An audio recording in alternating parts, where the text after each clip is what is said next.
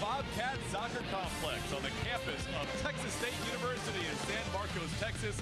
CST and CSS are proud to present the 2013 Sun Belt Conference Soccer Championship.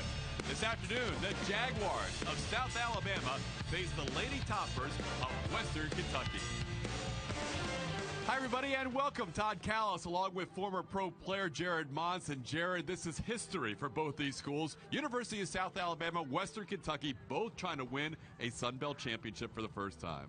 It's a big game. Players have been working hard all season to play in a championship game like this. It's certainly going to be exciting. Let's talk about two of the key players. First of all, for University of South Alabama, they are led by a freshman sensation, Lauren Allison.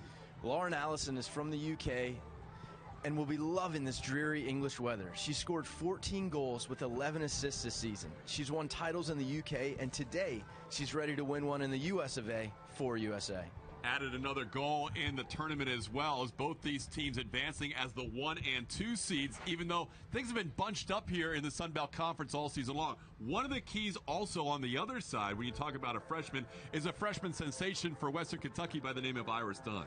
Iris Dunn, like Allison, is having a standout freshman year. She scored 7 goals this season, including 5 game winners. If she can score for the Lady Toppers today, there's a good chance she can lead Western to the NCAA tournament. Both teams trying to get to the NCAA tournament, and when you talk about your screen tech keys to the game, what are they, Jared? For South Alabama, the keys to the game are to score first and have fun. Western, their keys, shut down key players and build attack through space. We are minutes away from the opening kickoff. It is the South Alabama Jaguars taking on the Lady Toppers from Western Kentucky.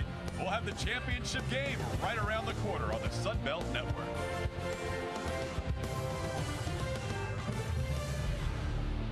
Sun Belt Conference Soccer Championship is being brought to you by Geico. 15 minutes could save you 15% or more. Golden Flake Snack Foods, the South's original potato chip and official snack of the Sun Belt Conference. Screen Tech, your professional source for custom screen printing and embroidered apparel. Atmos Energy, your national gas company. And by Napa Auto Parts, Napa know-how. Getting ready for the Sun Belt Women's Soccer Championship as the starting lineups for both teams out on the field here at the Bobcat Soccer Complex on the campus of Texas State University. Our starting lineups, first of all, for South Alabama, brought to you by Golden Flake. South Alabama has the Offensive Player of the Year in Lauren Allison, also Clarissa Hernandez making her 83rd start. She, Jess Oram, and Shelby Owen matching a school record with their 83rd start. Melissa Trish is in goal for that man, the head coach, Graham Winkworth, bringing his team all the way to the championship game after they have not won a game in the Sun Belt Conference tournament since 2005. The starting lineup by Golden Flake for Western Kentucky is led by their freshman in the front, Iris Dunn, second team All-Sun Belt. Chrissy Shula, everything works through her at midfield. Also, Tori Lang, a very solid defender, along with Stephanie Lindsay, their goalie, Nora Avalins. The reason why that man, Jason Nidell, is playing in his 3rd championship game in the last 6 years. He was last here in 2011. Our officials tonight: Jason Ano is the referee. Kyle Bourne, his assistant. Jose Da Silva, the other assistant. The alternate is Hayden Edwards. As we are ready for the opening kickoff between the number 1 seed from Western Kentucky and the number 2 seed from University of South Alabama.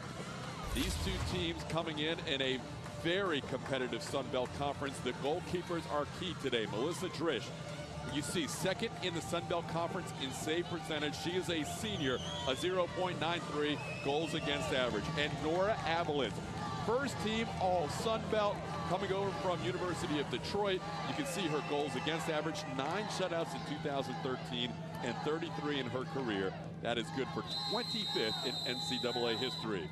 Our opening kickoff brought to you by Wilson, Western Kentucky. We are underway in the Sun Belt Championship game from San Marcos, Texas, and early on in South Alabama with the ball.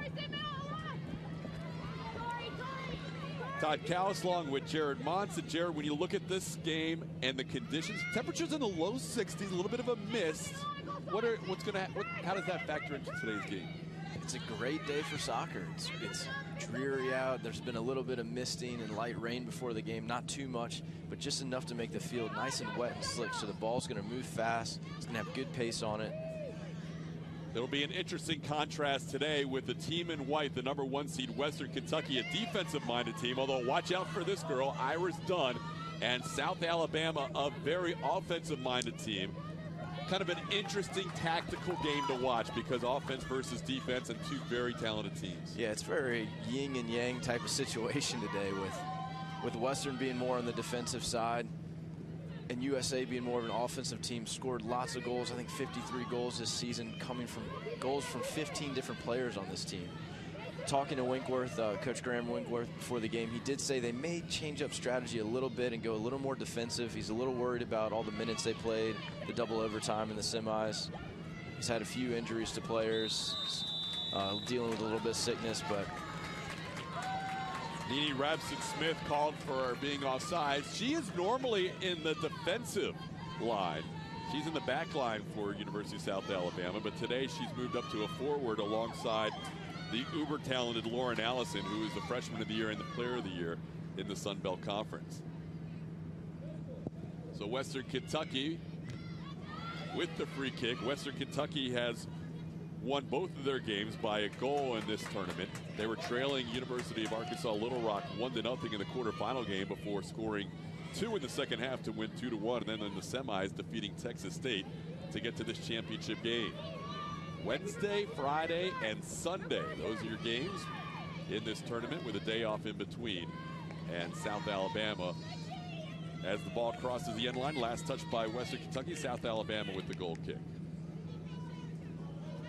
yeah, it's a lot of games in a short time span. It's going to be who's the smartest, but there's a lot of adrenaline going right now, a lot of excitement. You can see both teams coming out hard in the first couple minutes. At some point, 10, 15 minutes in the game will start to settle in. People will make their passes around. There's Lauren Allison with her first shot just wide of the net. That is the freshman we told you about from Bicester, Oxfordshire in the UK. She has come over here and really made an impact on the Sun Belt Conference. She has made an impact. Talk about an import. She's going to be loving today. She should feel right at home. It's overcast, it's dreary. Feels like she's probably back in England or the UK. She probably had a cup of tea this morning. She probably did. She said it took her a while to get used to the Alabama weather. She was under the medical tent, she said, the first couple practices trying to get used to the heat. But she has adjusted quite nicely with those 15 goals and 11 assists, leading the conference not only in goals and assists, as we are just about 4 minutes into this championship game. You were a person that played in a title game in 2003 in college, so you know early on the nerves have to be kind of on edge. Oh, yeah. I mean, nerves are – this is Sun Belt Championship games, a big game. You lose, you're out. You win, you move on to the next round. NCAAs, I mean, in 2003 when we went to the national championship, you're riding up on that bus and you see the stadium and you just get this awful feeling in your stomach. You're so nervous, and you're just like, it's just another game, even though you know it's not. So who's going to manage those nerves better? But once you get settled in, you complete your first couple of passes. I like to say, get your first 5 passes in, complete those. That gets your confidence up, and it'll just be like a regular game. Ball is loose as the goalie came all the way out and couldn't handle it. You mentioned the mist and the slick conditions, and the ball not only scoots, but sometimes it's hard to handle. Yeah, you'll see on the replay here, she takes it, just barely misses it there because of that moisture on the ball, just a little bit. It's going to be almost deceptive, because if it was pouring down raining and we had puddles everywhere, everyone would be mentally prepared for that mistake to happen. But when it's just a little bit of moisture in there and slick like that, we might see 1 or 2 more plays. South Alabama wearing the road uniforms as the #2 seed, the Navy uniforms. Western Kentucky in the white and the red. And South Alabama will try and clear it out of their defensive end, and they do. We're 5 minutes into the Sun Belt Women's Soccer Championship game. Neither of these schools has ever won a Sun Belt title game. South Alabama played the championship game in 2005, and under Jason Nidell, Western Kentucky played in the title game twice, in 2008 against Denver, and 2 years ago, losing in penalty kicks to FIU. Nora Abelins, the very talented senior goalkeeper, getting the kick away, and it'll bounce past midfield. We're Irish challenge, and now Iris Dunn getting challenged right there by Tatum Perry. Dunn with a centering pass and a shot. Wow. That was close to a handball. That was very close. I think when we see on the replay, I think that was a missed call. Western's gonna have a lot of complaint about. Dunn whips in a ball, good shot, boom, handball. Ooh, that is a handball. Yeah, looked like she was playing goalie there. That was one that South Alabama got away with for sure. Yeah, you can see Coach Jason over there on the sidelines. He's not happy about that one. That was Emily Farrell, number 4. She's from Lancashire, UK, one of the 3 players in his first year Graham Winkworth brought over from England. And she got away with one early there on what could have been a good shot on goal. She definitely got away. We're going to see it again here. Oh, right off her hand. Her arm even goes flying in the back. I mean, the referee, he unfortunately is not going to be happy with himself when he sees that on the replay. But that's how it goes in this game. It is. In fact, when you look at South Alabama playing against Western Kentucky in the regular season, the lone goal in that game was on a goal that, to this day, South Alabama felt like shouldn't have been allowed. A ball that was over the end line, in their opinion. That, to Western Kentucky's credit, they played until the whistle. They did not hear a whistle. South Alabama did not play until the whistle. And as it turns out, it cost them that goal and cost them the game, as it was a score by Moats for Western Kentucky, as she scored. Lauren Moats scored one of her 3 goals of the season in that game against South Alabama in a 1-0 victory back on October 13th. So they were pleased to get Western Kentucky back because they feel like they owed them one. Well, they may have gotten a call back there in the early part of this game. Western with the ball. Last touch by University of South Alabama. Throw in for the Lady Toppers.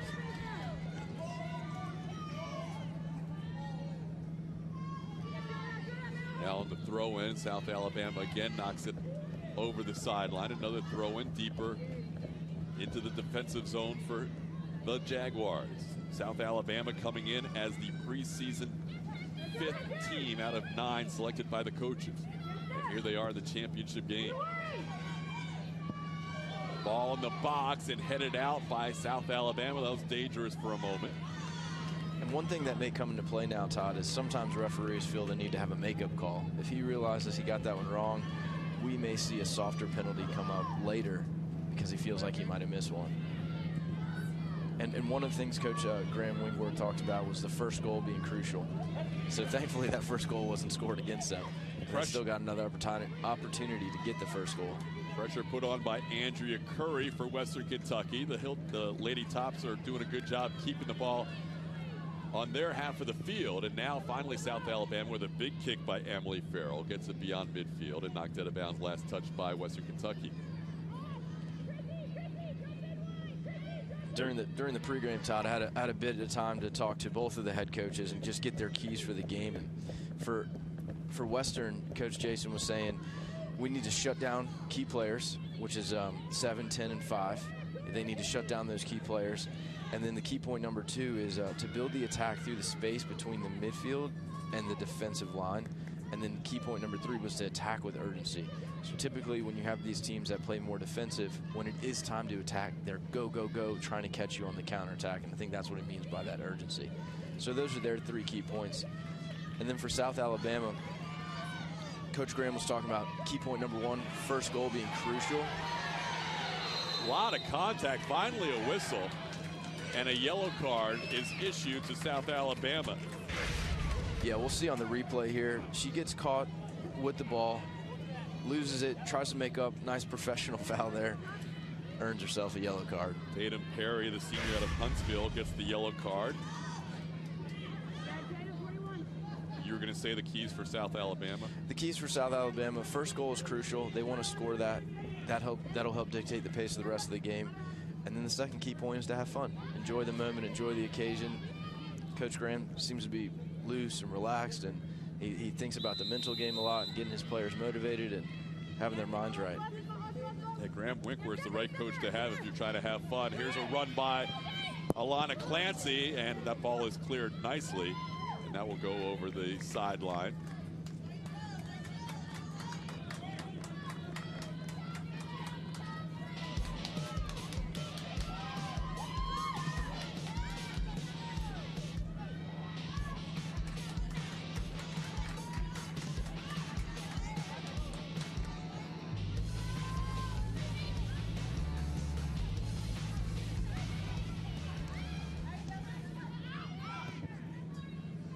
Western Kentucky trying to control the offensive end, and South Alabama jostling for it. Last touch by Iris Dunn. It will be Jaguar ball.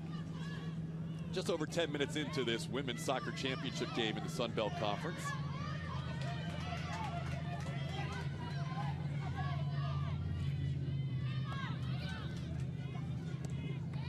Pressure put on by Chula, and the steal by Western Kentucky. Haley Baldridge came away with it. This is the Toppers trying to get something going into the offensive end. It seems like the play so far has been mostly on the South Alabama defensive side. Yeah, I would agree with that.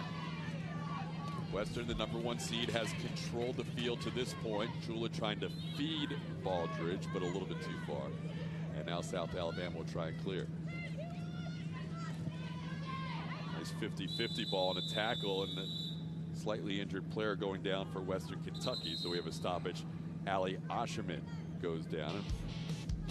Live Sunbelt football is on CSS. Coming up on Saturday, November 16th. Texas State will battle Arkansas State at 7:30 Eastern. Visit CSSSports.com for a complete schedule. Osherman, a vocal leader out there on the field for the Lady Tops. Junior out of Carmel, Indiana. Gives us an opportunity to take a look at the tournament bracket. As you can see, the very first game was South Alabama defeating Georgia State. That was 2-0. Every other game has been a goal differential, including the semifinal game where South Alabama wins on penalty kick 6-5.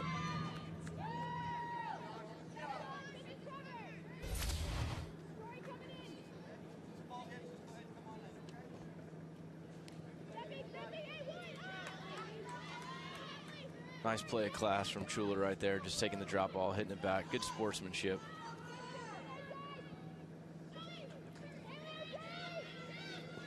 Yeah, talk about that. That was a play where there's an injured player, and the sportsmanship is... Oh, so what happens is the ball, they stopped the game because of an injured player. Osherman went down. Thankfully, she seems to be okay. It just kind of made me nervous in the beginning. I thought maybe an ACL. And in sportsmanship, they just took the drop ball and played it back to the goalie and gave South Alabama the ball back. Dunn is trying to put pressure right now on South Alabama. Back there is Shelby Owen. Is be an interesting matchup to watch all game long. Shelby, second team all Sun Belt defender, senior out of Trussville, Alabama. And then Iris Dunn is the second team all Sun Belt forward. Western Kentucky really just plays with that one freshman forward pushed up. Yeah, they're very compact. Their formation's a 4-5-1, but Coach Jason was saying it's actually more like a 4-2-3-1. And they really have it compact in the midfield, and then they look to break out. A turnover there. Allie Osherman seems like she's fine after a little bit of a scare a moment ago, but then her shot goes wide off the turnover. South Alabama playing a little bit jittery early on. I think, as you mentioned, Graham Winkworth wants them to have fun, but this is a team that wasn't expected to be here in the championship game. Here they are, having not won a game in the tournament since 2005, and they win, even though they were 2 seed. They win in this quarterfinal, win in the semifinal, and now playing for a title game. And they really haven't put the pressure yet on Western Kentucky. It's been quite the opposite. Yeah, they might be a little tired from Friday night with that double overtime win. Also, you notice we haven't said Lauren Allison's name in a while. Now she's finally on the ball. She hasn't touched it in probably almost 10 minutes. They try and feed Allison, but broken up nicely there by Western, Olivia Fitzgerald. And back come the Lady Tops. On the run, Haley Baldridge up the right side.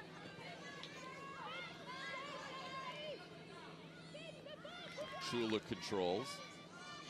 Nice job by Chula. Just take the touch, control. I'd like to see some more passes. We talked about this off air early on. Typically, I have this theory. If you see 5 passes in a row, it tends to lead to some type of opportunity. Right now, we're just seeing 1-2 pass turnover, 1-2-3 pass turnover. So a little more possession from both teams, and I think we'll see some more attractive attacking soccer. Here's Lauren Allison with a lot of open field in front of her. Allison tries to field Needy Rabson-Smith, and coming out from the goal, making a nice play, Nora Abilene.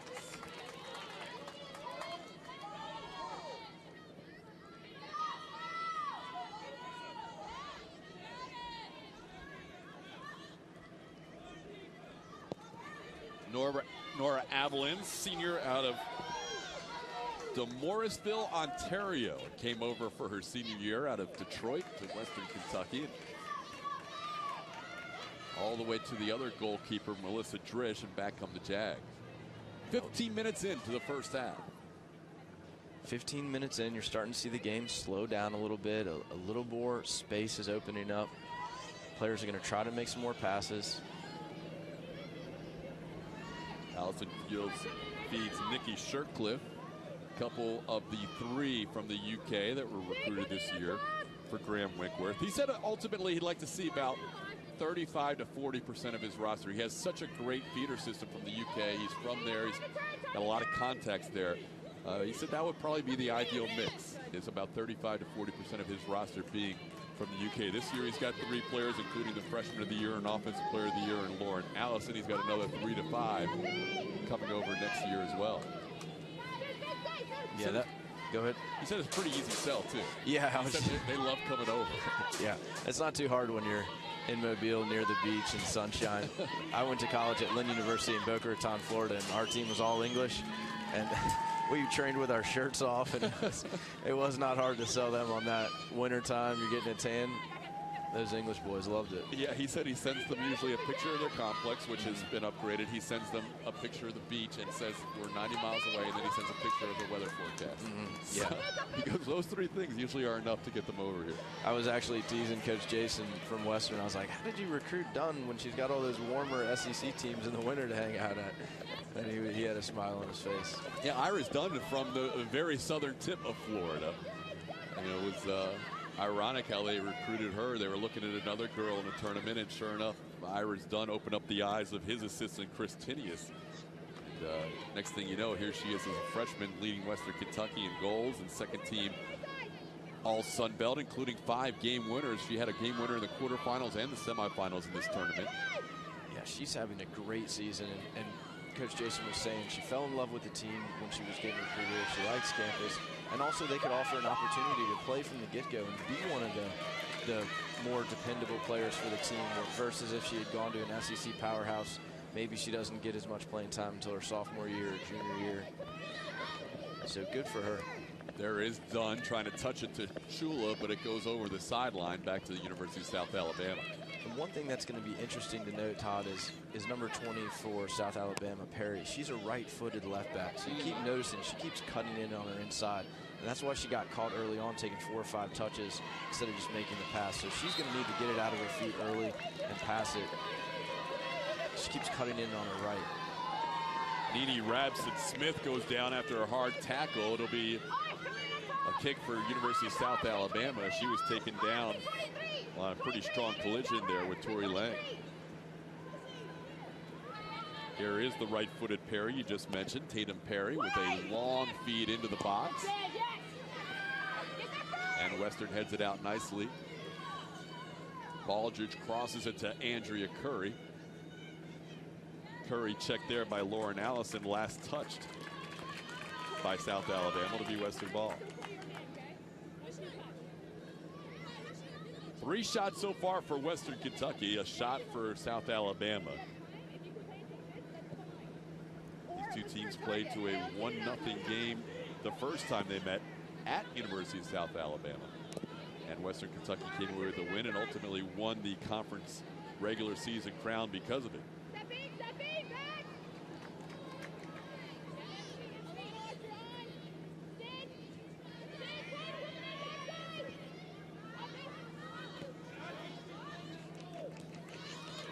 Dunn trying to control and booted out of harm's way by Shelby Owen, second team Sun Belt.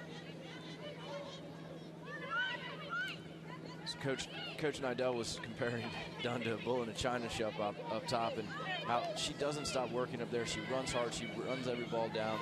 It's 1 versus 4 most times when she's up there, so they need her to get the ball and hold it up. Andrea Curry back the other way and taking off the ball on a nice play by South Alabama. That was Monique Ottman defensively. Now they try and feed Lauren Allison. Allison has a step. Lauren Allison with a partial block, but a goal. South Alabama on the board for the leading scorer all season long. freshman Lauren Allison. Lauren Allison is so dangerous up there. First goal was crucial. We'll see on the replay here. A nice through ball being played.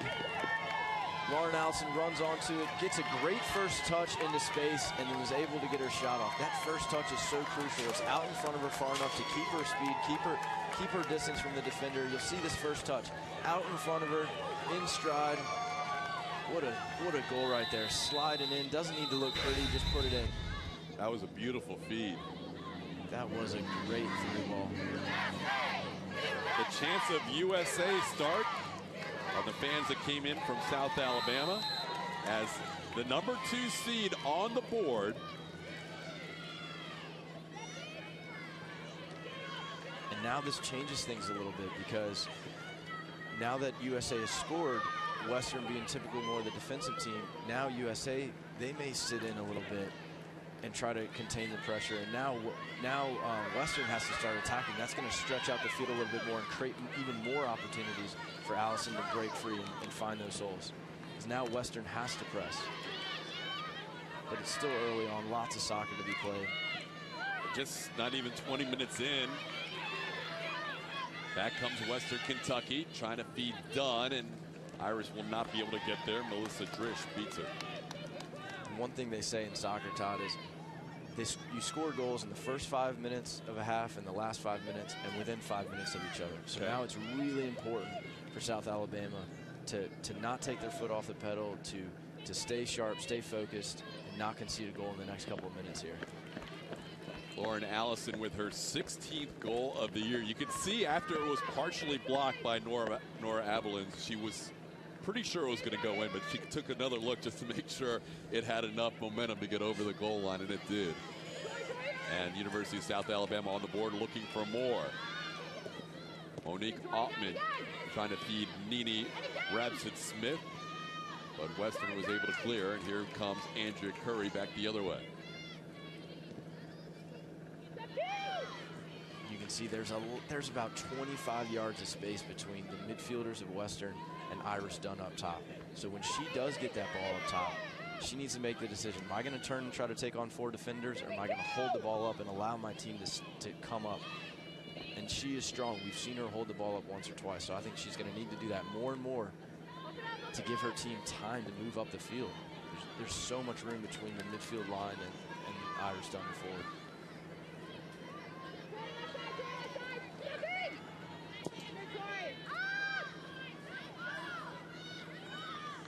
Just to show you the contrast between these two teams, University of South Alabama, we mentioned Lauren Allison with her 16th goal on the season. Western Kentucky in 20 games has scored 17 goals as a team. Yeah, it's fascinating to me that 53 goals and Western's only scored 17, and that USA is the lower ranked team. That's really interesting. Yeah, very offensive minded team.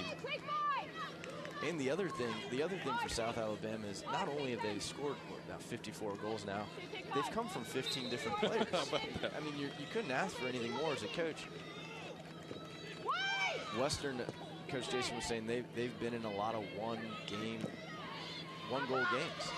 Because I was asking about Friday night, that excitement, that last minute and a half, second goal. He's like, we've done a few of those, so our girls know how to handle that type of excitement. Todd Callis alongside Jared Montz. We are at San Marcos, Texas, the Bobcat Soccer Complex.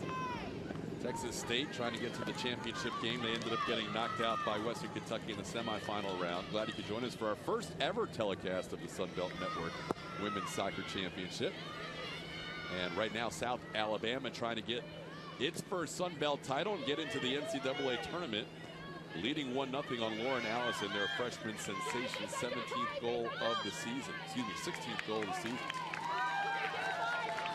South Alabama wearing the navy. The number 2 seed, Western Kentucky, the home white, the number 1 seed. You mentioned the freshman Iris Dunn, and she has the ball right now at midfield.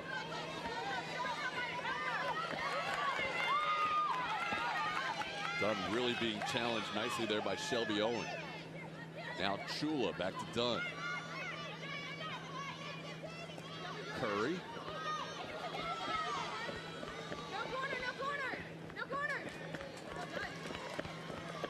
Dunn did well there. You can see her earlier on. She's looking up. She's trying to find a teammate to pass to.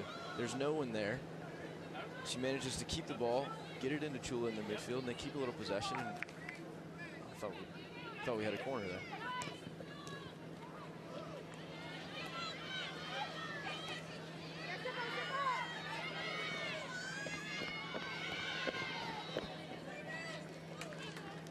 That ball is going to roll out. Last touch by Western Kentucky. It'll be a South Alabama throw-in. Everything you need to know for the Sun Belt Conference available online at the sunbeltsports.org.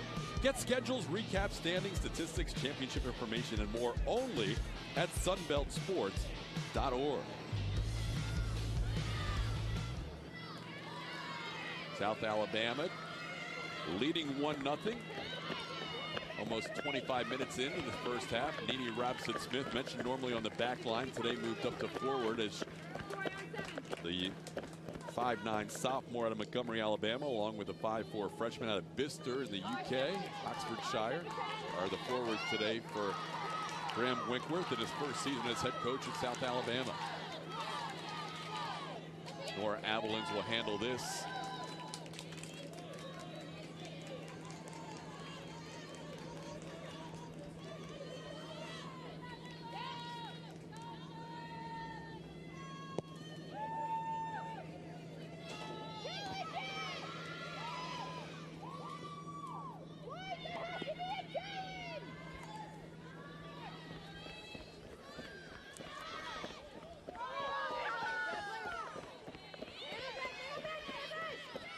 Iris Dunn certainly doesn't shy away from any tackles.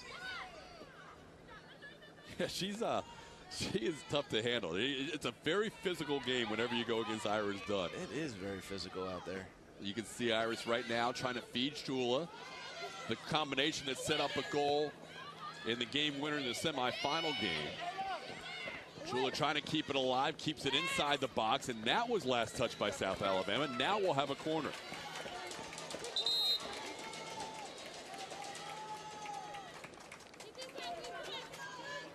South Alabama scoring in the 20th minute of this game. Lauren Allison, her 16th goal, fed by Morgan Moats on a beautiful feed. And now with a corner kick, Western Kentucky.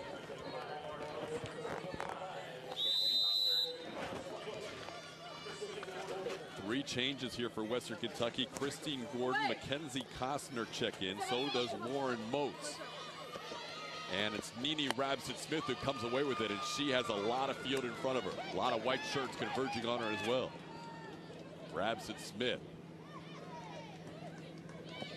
Larissa Hernandez, we haven't talked about her much. Number 10 in the middle of the field, a very important piece to this South Alabama team. You mentioned this team, the concern for Graham Winkworth is that not only do they play a double overtime game, they don't rotate as many players through as Western Kentucky. So he was a little concerned that his team might not be as fresh as the Lady Toppers. Yeah, that was one concern from him. He said normally we're very much offensive minded, but today's game we may be a little more defensive minded just because of all the minutes we've been playing recently. We've got dealing with a little bit of injuries. Some of the girls are sick. Thankfully for him, the key point score first. Scoring first was going to be crucial, and they've done that. So now they can keep a little bit of possession. Even right there on that ball, it looked like it could have been a 50-50 ball, but Western was the first one on.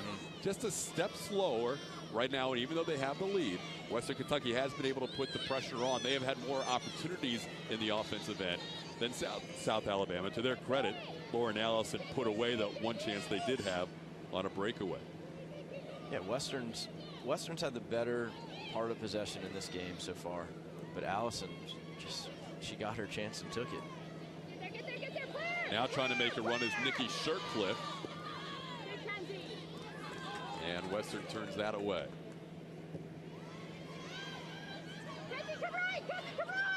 There's Hernandez in the middle. Clarissa. Monique Altman. So now we're getting some passes going. 6, 7 passes now. Things can kind of settle in.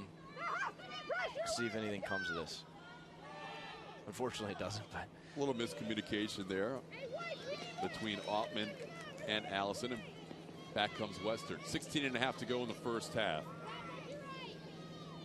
South Alabama leading 1-0. It looks like they've got Moats up top now for Western, taking the replace of Dunn, giving her a little bit of breather.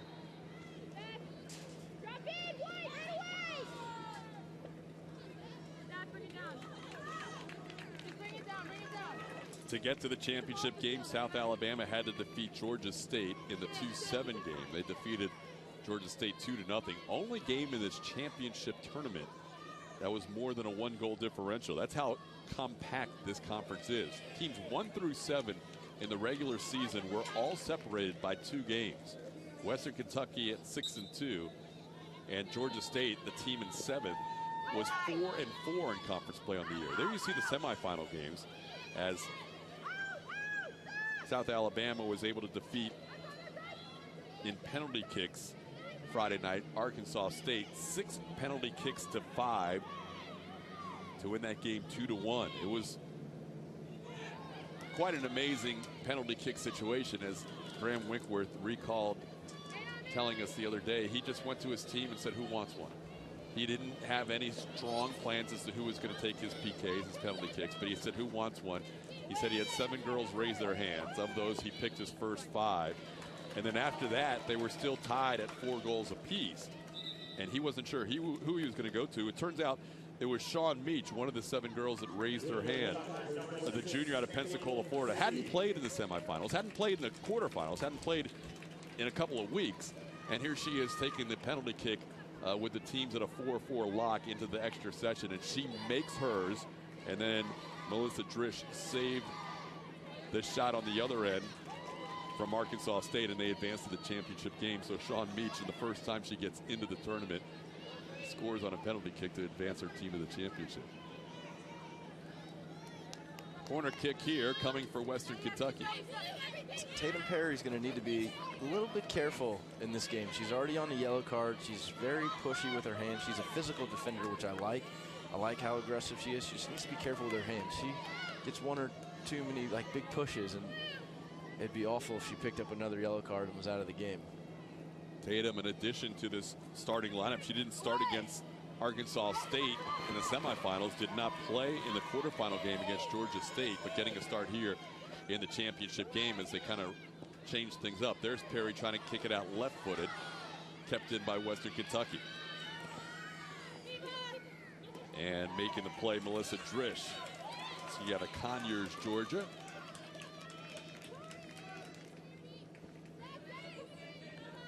Drish started 16 games, played in 19 overall, had a 10-5-3 record on the year in goal for the Jaguars. And look at this passing out of the back from South Alabama. Drish just rolls it out. They get a little build up. You know, nothing really happened going forward, but it's nice to see them playing out of the back. You're seeing better passing right now out of South Alabama than we saw earlier in the game. Oh, yes. They've definitely settled in and starting to make a couple passes, which is nice, because when you make these passes, that's how the ball's going to get into Allison's feet up top. And that's when the chances are going to happen for them.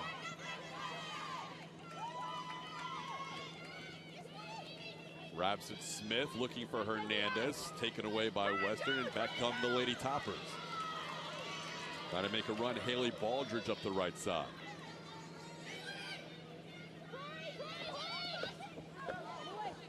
Feed in the box is cleared away. Knocking it out of harm's way, Shelby Owen.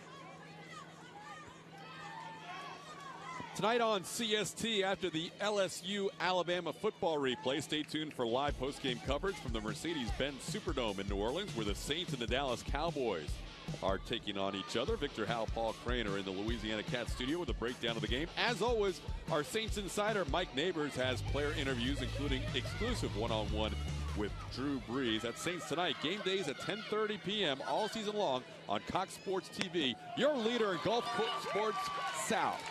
That was a great attempt and a great save by Nora Abelin's. Could have been a 2-goal lead. Great save by Abilene. You'll see on the replay here, she takes this shot. If she pushes this to the side, Allison's right there ready for the rebound. But she makes a crucial grab and holds onto that ball. Well played. Nene Rabson-Smith was looking for her 3rd goal of the year and almost came up with a huge 2nd goal for the Jaguars. Almost came up with it. Allison was storming in, could have been on for the cutback. She decided to shoot herself, which is fine. But what a good save. Kept her hands on that ball. She drops that to the side. Allison's right there to pounce on the rebound. There's Strish on the other side, making sure she covers it up. Again, the ball could be a little slick today. We had some mist, some rain, some very light drizzling rain before the game, so the goalkeepers have to be extra careful today with the handle on that soccer ball. We have 11 minutes to go in the first half. And this field is great. Credit to the Texas State staff and field crew for keeping it together. There's the end of the season and the field looks beautiful. It's flat, not too many bumps out there. Baldridge stopped by Tatum Perry. Very aggressive defensive play. But back comes Sydney Sisler for Western Kentucky.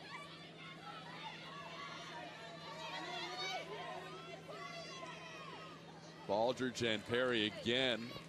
This time Baldridge goes down. Last touch by Tatum Perry. Tatum's not afraid of contact. You mentioned it earlier. She is not. She's a bruiser out there. I think I'd wear 2 pairs of shin guards if I was going against her. Tatum from Huntsville, Alabama, a senior. Trish covers up as Western was trying to make a play right in front of her. And you mentioned no Iris Dunn right now, but they have gone to Lauren Moats, who had 3 goals on the season, including the game winner against South Alabama the first time they faced each other in the regular season. There's a lot of contact, and Rabson-Smith goes down on the foul by Western Kentucky. Like Mackenzie Costner knocked her over. Yeah, we'll see on the replay here. Hard foul in the back. There's really no reason to try to win this ball. She's going backwards. You're doing your job. Now you've got a set piece situation. Set piece. Shelby Owen into the box, and Avalons is able to get there. Lauren Allison a little frustrated. Not sure if she felt like she was held. Either way, it's Western Kentucky ball coming back the other way. Yeah, Avalons with a good throw out of the back. Now they can get some possession going. Moats is doing a good job up top. She's getting the ball, she's holding it up, she's laying it off.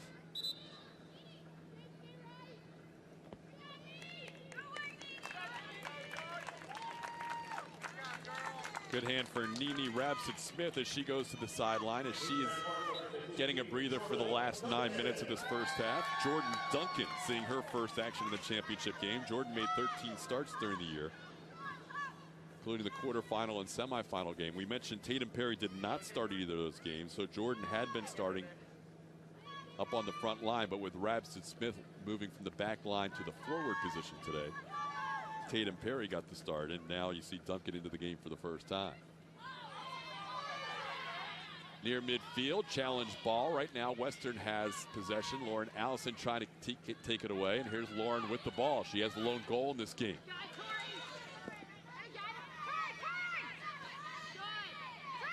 Now Western maintains control, and once again it's Haley Baldridge. Good ball from Baldridge, unlucky. Jess Orm, a nice job taking the ball back for USA. University of South Alabama trying to win a soccer championship for the first time in school history, trying to get to the NCAA tournament. We'll see another substitution for the Jaguars. Shelby Gilliland will come into the game.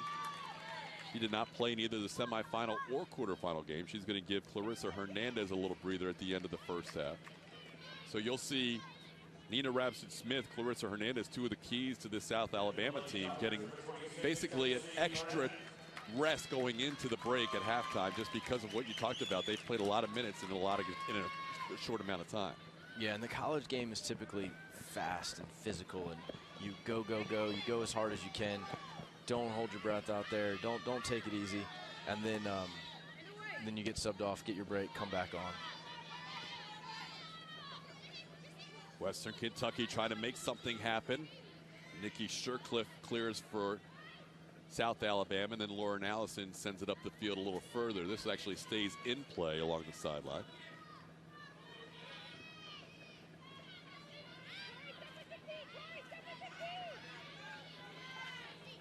Here we go. That's good play from South Alabama. Don't force it down the right side. Bring it back. Make a pass. Jess Aram in the midfield there, number 24. Trying to keep a little possession. Lauren Moats, number 5.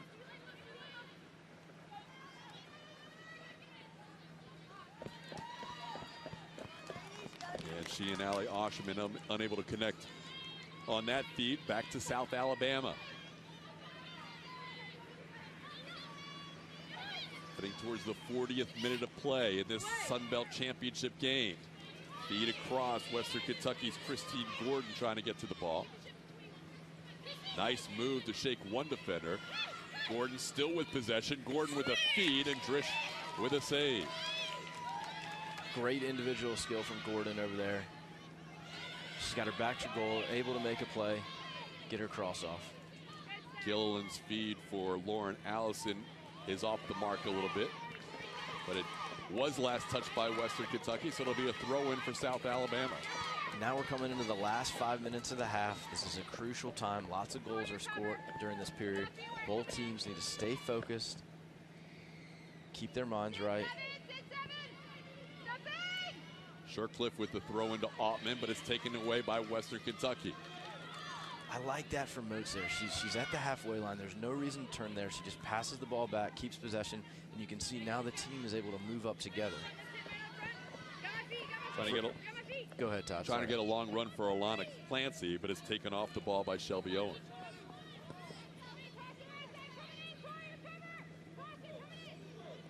A little dangerous there. Clancy still trying to make something happen for the Lady Tops, but back come the Jaguars. Yeah, and that's a little nerve-wracking there from Warren with that touch, but she made it happen, and this is good play out of the back. Now they need to keep moving the ball around. Gillen looking for Allison. Allison, nice reception, and now to pass back to Ottman. Her shot is saved by Abilene. And that play starts all the way from the back. I think that was 8, 9, 10 passes. We'll go back to the replay. Good touch. Look at this layoff touch. Most players would just drill that ball at their teammate. They got to take a second touch and then get the shot off. Allison lays it off. She perfectly waits that pass on her right, on the girl's right foot to get her shot off. I can't remember who that was that took the shot, but that was Monique Ottman. Monique Ottman. It was a good play from Allison. Lays it off to Ottman on her right foot at good pace. And that's next level stuff. That's why she's Offensive Player of the Year, Freshman of the Year. Well, that was the one thing Jason Nidell was very impressed with. He said a lot of times you'll see great goal scorers who don't make their teammates better necessarily. He said as a freshman, she is a great goal scorer who also is a great assist person who makes her teammates better. Yeah, 16 goals on the season so far, 11 assists. And the best forwards know how to draw in defenders and then lay it off. And what's also scary for other teams she's playing against is they know that she can lay it off. So now they maybe can't mark her as tight as normal because she's just going to pass it to someone else. You mentioned that. It's almost an innate ability when you're a talented forward to have that timing where you know how long you have to draw the defender close, and then create an opening for your team. Oh, definitely. Lots of times in this game, Todd, you want to hold the ball another second or two. That gets the defender commit and opens up your teammate for a second or two to get their shot off. And that second or two, that's when the magic happens. You know, you don't need 20 yards of space to do something great in this game. You just need a step or two. And the best players know how to create that step or two for themselves and for their teammates. See the play right in front of the Western Kentucky bench. Jason Nidell has been their only head coach, 13 years with the Lady Toppers, appearing in his 3rd championship game in the last 6 seasons. That's job security right there. How about 13 that? 13 years. Jeez.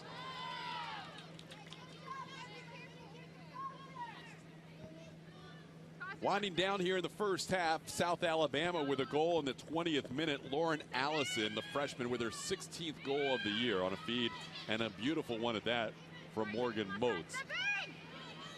The shots are tied at 4 apiece. Here's another ball. Last touch by Abilene. It's going to be a corner kick for South Alabama. Yeah, Abilene there. We'll see on the replay. Gets the shot off. She's about a step or two outside of her goal and takes that possibly unnecessary touch. You can see that look on her face like, oh, I didn't need to touch that. So hopefully it doesn't come back to hurt her right now. We mentioned that extra little speed the ball picks up when it's a slick field, and that may have fooled her a little bit on that play too. Yeah, that ball hit the ground. It wasn't a really hard shot, but once it hit the ground, it picked up speed, and that's when it gets tricky. Having said that, better safe than sorry. So here comes a corner kick taken by South Alabama. Morgan Moats will cross it, dangerous, right in the box. A shot by Allison is saved. Lauren Allison had a shot at her second goal. That ball was loose dangerously, and a big save by Western. Now another shot, but this one handled easily. That was a huge save from Avalon's. We'll see it here. Nice big mix-up in there. Here's the rebound. Out. She's almost falling over and gets that shot. What a save from Avalon's to come out and block that. Emily Farrell had the first one touch. She almost had a clean look at it, but then Lauren Allison found the loose ball and almost put it home. Crucial. That would have been so tough because, you know, she knew that was her fault that that corner got given up. Then she made that big save to redeem herself because it would have been awful for Western to go into the half 2 goals down, 1 scored in the last 2 minutes. Final minute of play in this first half. You mentioned a lot of action happens in the final 5 minutes of each half. Well, we have had some action for South Alabama, and now Western trying to answer in the final minute. We've had some action. The fans are getting their money's worth today. Lots to yell about, lots to scream about, lots to be upset with the ref about, even though he's done a pretty good job since the early going of the game.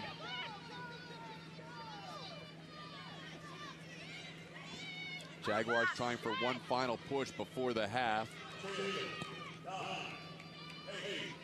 7, 6, 5, 4. You can hear them counting down the final seconds of the half. A last second shot is handled by Melissa Drish, and that will take us to the half with University of South Alabama leading Western Kentucky 1-0 because of that girl out of Bicester, Oxfordshire in the UK, the freshman Lauren Allison with her 16th goal of the season. It's 1-0 Jaguars in the Sun Belt Women's Championship soccer game. We'll have more from San Marcos, Texas on the campus of Texas State University after this. The Jags lead 1-0 at the half.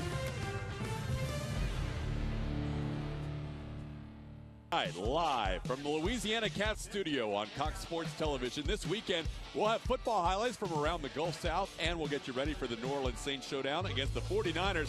All on Saturday on CST tonight, only on Cox Sports Television, your leader in Gulf South sports. It is 1-0 South Alabama leading Western Kentucky in the Sun Belt Championship game from San Marcos, Texas. It was a goal by the leading scorer in this conference, Lauren Allison, getting that goal. That's not a surprise. Early on, though, as you look at the play, Western Kentucky really kind of dominated play in their offensive end and had a chance early that might have been missed on a potential handball in the box. Oh, yeah. They're not going to be happy when they see the replay on that. Coach Graham Winkworth said the first goal is going to be crucial, and his team got lucky not to have the first goal scored against them. We'll see it on the replay here. Watch Dunn hits this ball in. We get the shot off, and her arm goes flying. She looks like a goalie who's saving that one. Flying back, that was a big missed call. We'll see from the second look here. Dunn's got her eyes up, plays a nice ball in to get this shot off. Oh, arm just goes flying. I mean, I think she might have tore a rotator cuff on that one. So that's a tough one. That was Haley Baldridge with the shot. You could see Drish moving over. Not sure if she would have had the angle to make the save, but it certainly would have been a difficult chance for her early in the game when nerves were high. And then it was the girl that everybody's talked about in this conference, the girl who came over from England, the freshman, Lauren Allison, on a beautiful pass that was able to score the lone goal of the game. It was a great through ball to Allison. Great ball. She takes her first touch in stride to keep that defender. We'll see. Watch this through ball come here. Allison takes her first touch in stride, keeps it away from the defender, and gets her shot off. And she double checks, make sure it goes in, and she's just super excited. Talk about a finisher. She got one chance and took it, and that's the difference. First goal is crucial, and they've been able to, get through the half with no other goals scored against them. It's a really good goal from Allison. The crowd from South Alabama excited about that one. We have had a 1-0 game to this point. We have a second half to go, and we'll have more from the Bobcat Soccer Complex after this. Twitter and Facebook for all the latest updates and the inside scoop from around the league on either social media platform. That's the Sun Belt Conference on Twitter or on Facebook. Jason Nidell discussing things with his team as Western Kentucky trails South Alabama 1-0. One thing Jason said before the game when he was talking to us is they were down 1-0 in the very first game of this tournament. They were down 1-0 to Arkansas Little Rock, the number 8 seed against the number 1 seed. And he said, normally my team is used to me getting upset and yelling at them. He goes, that time we just said, this is why we're here. We know we're good enough to win this thing. And it looked like he was kind of into that same calm but firm approach with his team down 1-0 in this championship game. Yeah, at this level of play, high quality college soccer, these girls know when they're doing well and not doing well. They don't always need to be yelled at and super pumped up at the halftime break. So sometimes just being calmer and let them know, relax. Don't put any extra pressure on yourself. Let's just go out there and play soccer. He knows this is an incredible opportunity for his team to reach the NCAA tournament for the first time. And there is the always loose Graham Winkworth and wearing the shorts. It's a very warm English day for him. And he's just discussing things with his team. You can see there's some smiles there on the bench. They look like a team that's ahead and look like a very loose team. Yeah, one of his key points for the game, key point number 2, have fun. And you can see them smiling over there. We saw him having a little bit of a laughter in the warm-up, keeping things loose. I think that's important. If he puts too much pressure on them, they could go into a shell. They're up 1-0. They're playing good soccer. They need to keep it going. He told his team when he met with them the first time when he took over as head coach, we are going to the championship. They looked at him with disbelief, but now they are 45 minutes away from making that come true.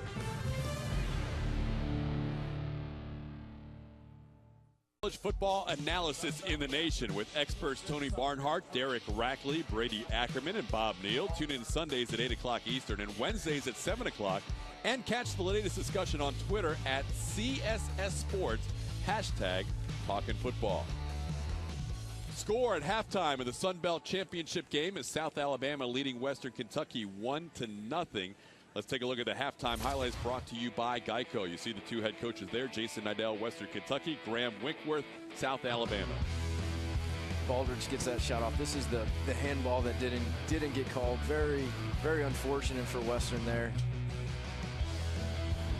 Western with another opportunity here, but this shot would sail wide. Early on, first part of the game, it was a lot of pressure from Western Kentucky, but that turned around here. Yeah, it was a lot of pressure. This is a great through ball. Allison runs onto it. First touch in her stride, gets a good goal there. Double-checked it to make sure it went in. And from that point on, that was in the 20th minute of the game. South Alabama had a lot of pressure. Nene Rabsey-Smith with a left footer. That was a big save from Avalon's right there, because if she drops that ball and just pushes it to the side, Allison was there to get the follow-up. That is a beautiful layoff from Allison. Doesn't hit it too hard at her teammate, just lays it off so it sets her up for the shot. Then another opportunity here. Gilliland's shot looked like it was going wide, but Avalon's touched it, resulted in a corner kick. Although South Alabama did not score on that corner, they did have a couple of opportunities as we look at our first half stats brought to you by Louisiana Cat. Yeah, you'll see on the stats, the Jaguars, 9 shots. Western Kentucky, only 5 shots. Shots on goal, Jaguars, 5 shots. Western Kentucky, only 1. They need to get some more shots on goal. They only play with 1 forward, so that's going to make it a little more difficult to get up there. Corner kicks, about even. Yellow cards, only 1 from Tatum Perry, the bruiser, the left back who's a right footer. Those 9 shots unusual. Western Kentucky allowed less than 5 shots on goal in 6 of their 8 regular season games. We'll be back with the second half right after this. Today's Sun Belt Conference Soccer Championship is being brought to you by Golden Flake Snack Foods, the South's original potato chip and official snack of the Sun Belt Conference. Screen Tech, your professional source for custom screen printing and embroidered apparel. Jostens, the official championship ring provider of the Sun Belt Conference. Wilson, the official ball of the Sun Belt Conference. Louisiana Cat, your statewide Caterpillar dealer. And by Take 5 Oil Change, home of the 5-minute oil change. South Alabama leading Western Kentucky 1-0 in the Sun Belt Women's Soccer Championship. Both teams looking for their first ever title. We are ready for the second half kickoff, brought to you by Jostens. South Alabama 45 minutes away from qualifying for the NCAA tournament. Western Kentucky, the #1 seed, regular season champions, looking in the final stanza to even this up and eventually take the lead. This is what you build for all the way from early August when you're working out in the heat, especially in South Alabama. Western Kentucky has some warm days as well in August, and you push for that championship game. Here you are, and now it's down to 45 minutes in the most important game many of these girls will ever play. Yeah, all the coaches, all the players talk about it. We want to play in championships. We want to be there at the end of the season, and now they're here. 45 minutes left. Western Kentucky trying to win a title in their third championship game in the last 6 years. They were defeated by Denver in 2008, 2-0. They lost in penalty kicks in 2011 to FIU. Now done with a chance. Early on, Western Kentucky with the pressure in the offensive end. Baldridge trying to catch up with this pass. Good call from the referee there, offside. She came from an offside position. I was wondering why he didn't call that right away. I was looking over, but I think he was waiting to make sure she got on the ball. You can see the Lady Tops have come back once this year. It happened on Wednesday in the quarterfinal win against University of Arkansas Little Rock. It was the only time this season that Western Kentucky scored multiple goals in one half. They got a goal from Chrissy Chula to tie it up in the 58th minute, and then the game winner from Iris Dunn in the 66th minute to win 2-1. Yeah, they don't score very much, but they're definitely going to need to score at least 2 today to win it. It's fascinating to me how little they've scored and how many times they win, and that just is a big sign of their discipline in the back and how focused and concentrated they are. That is not an easy thing to do, to score that little of goals.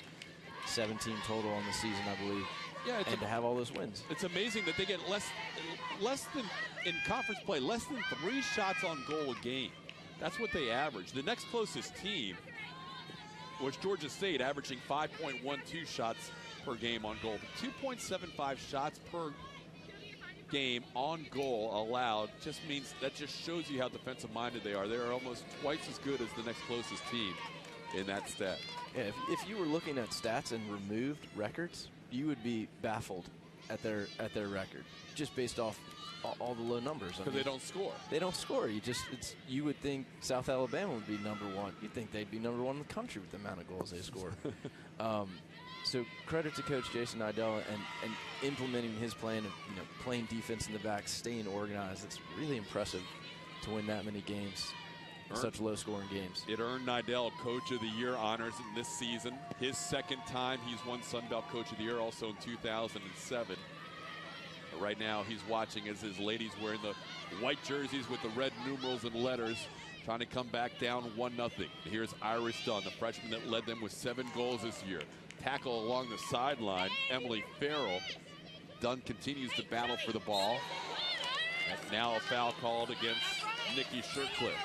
That was a great tackle from Farrell. Great tackle. But Dunn doesn't even stay down. She gets right back up, wins the ball back, gets hit again, goes down hard, gets right up. She is impressive. Iris Dunn, just a freshman out of Tavernier, Florida. Her father, Gary, a great athlete as well. Yeah, maybe that explains how tough she is. Gary, 2-time Super Bowl champion. How about that? Ball loose in the box. Chula's shot blocked, and now out of harm's way comes Lauren Allison. Allison with the long run, finally stopped by the Lady Tops. It'll be a throw-in for Western Kentucky. We'll just see Chula trying to get her shot off. Allison just decides to dribble out of trouble. That goal Chula scored against Arkansas Little Rock was her first of the season. It tied that game in the quarterfinal matchup on Wednesday. It was a great ball from Baldridge. Moats just missed that, just missed her header. She went up. It looked like she was going to get it. Then it kind of fell awkwardly to Chula, and she got a bit of a shot off. Western trailed at the half in shots 9-5. Shots on goal, South Alabama 5-1 over Western in the first half. Here come the Jags leading 1-0, wearing the Navy, the number 2 seed, the road team in this contest.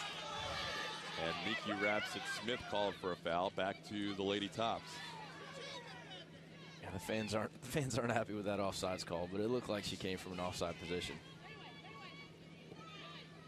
So back comes Western. This is Andrea Curry. Moved up from the back line to midfield September 20th. Since then, her team 9-2-2. That has been a big switch for Western Kentucky. And we mentioned earlier the Lady Toppers really needing to regroup after the injury to Chandler Clark, who might have been Defensive Player of the Year in the Sun Belt had she not been injured in that game against South Alabama.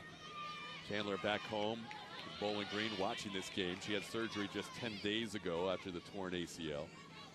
But she was a big-time leader on the defense here for the Lady Hilltoppers. Back comes South Alabama. Allison to Rabson Smith. Taken away nicely. That was Caitlin Hesse in the game now for Western Kentucky. Haley Baldridge tried to feed Alana Clancy, but cleared by South Alabama. It was a good try from Baldridge. Nice through ball. Unlucky it didn't come off. She's had a pretty good game so far today. She's working hard, doing good on defense, serving in good balls.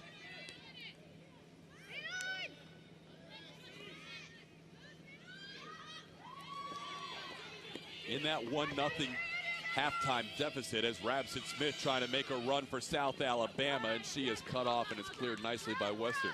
In that 1-0 deficit against Arkansas Little Rock, Western really pushed and changed from just a 1 forward system to pushing 4 up front in the second half. Monique Ottman controlling for South Alabama. Ball loose in the box and nicely covered up by Nora Avalon. Yeah, that could have been trouble there. You'll see on the replay here. Whip center ball. Defender gets that touch, and it's like setting up a perfect through ball. So close for Allison. And that's a little bit of luck that South Alabama has on their side this season. Good positioning by Mackenzie Costner, too. Did not allow Allison to get around her to the loose ball. Back come the Lady Toppers. Feed for Iris Dunn in the corner. Will she be able to get there? Yes. Iris Dunn. And you can see that ball stays in play. First half, that ball probably would have gone out of bounds because now it's drier out there. The field has more friction when that ball's on it. It's not rolling as fast and as smooth as it did in the first half. Nice takeaway by South Alabama. That was Shelby Owen, number 22, the senior out of Trussville, Alabama. This is Osherman, Allie Osherman. Andrea Curry. And in the first half, Todd, we talked about key points for both teams. Western Kentucky, their key points to shut down key players, build attack through space between the midfield and defensive line, and then attack with urgency. They weren't able to shut down the key players. Lauren Allison gets her goal, so they're going to need to improve that. But attack with urgency, they definitely were doing that. They pushed forward. Players were bombing on there, running hard. And then on the South Alabama side of things, their key points, first goal is crucial. They wanted to get that, check that off the list. And then the second key point is to have fun. We saw them at halftime. They had smiles on their faces. They look like they're enjoying it out there.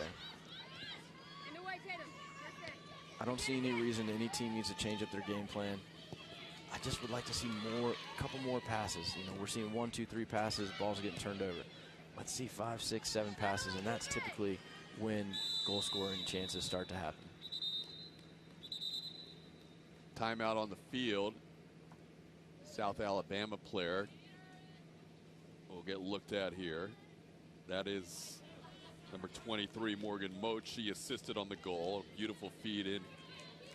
Yeah, they don't mess around when you get hit in the head, which is good. Good call by the ref. He saw a headshot, called it early. The crowd went quiet. It was like he told everyone silent time. Hey, the 2013 Sun Belt Conference Volleyball Championships are right around the corner. So we're going to be heading to Troy University November 21st through the 23rd. If you want to head to Troy for the Sun Belt Volleyball Championships, go to sunbeltsports.org for more details. Sun Belt Volleyball Championships, that time of year now, where the fall sports are getting down to the wire, including the soccer championship here. So after the sportsmanship kick that we saw in the first half. This time it's Western Kentucky that will start from their own end as Nora Avalance kicks it to midfield. Iris Dunn tries to control, and here we see the 4 forwards for Western Kentucky. They're pushing with the forwards in this half after Iris Dunn was the lone forward in the second half. So they've changed up their formation, obviously down 1-0 at the break. Yeah, I think that comes with the attack with the urgency. They got to get more players up. If it's Dunn turning into 4 defenders every time, the odds just aren't in her favor. Maybe 1 out of 5 plays she's going to do something special, but if she can get more teammates involved, it's just going to increase their chances. So we see Lauren Moats in the game. We see Haley Baybridge playing up. And I'm looking forward to seeing Moats and Dunn playing at the same time. I thought Moats did a good job when she came in the first half. She held the ball up. She passed it back. She realized she was the only one up top, and she wasn't just always turning, going forward all the time when the odds weren't in her favor. You've also got Caitlin Hesse in the game. She's up. So you've got the freshman Hesse, you've got the freshman Baldridge and Dunn. They're all freshmen. And then you've got the sophomore Lauren Moats. So your 4 forwards are going to be here for 3 years in 3 of their cases and 2 years more in the case of the sophomore Moats. So there's a lot of offensive firepower that will be here for a while with the Western Kentucky Lady Toppers. And here is one of those players we talked about. This is Moats, the sophomore. And there's Moats again. She decides she doesn't need to go forward, and she passes it back and tries to keep possession. Knocked away and out by Nikki Shercliffe. Credit to Coach Jason Nidell in his 13th season. He's got this pipeline of players that just keep coming through. Western Kentucky fans looking for a hold there on Shercliffe. Don't get it. Instead, that was last touched by Lauren Allison out of bounds. Throw in for Western Kentucky. Dunn. Good ball out by Dunn. Alana Clancy, the sophomore out of Carmel, Indiana. She'll cross one in the box and head it out.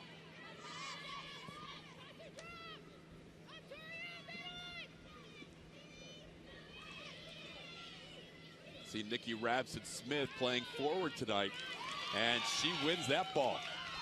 Lauren Allison. Allison still fighting for control and finally comes away with it. Good play by Rabson-Smith to keep that ball. Monique Altman trying to make a run. She's cut off nicely by Andrea Curran. Back comes Western Kentucky. Look at the positive reactions from Altman. She loses that ball, hustles back on defense, helps put a little pressure on. Now they get the ball back. Now some open space for Moats.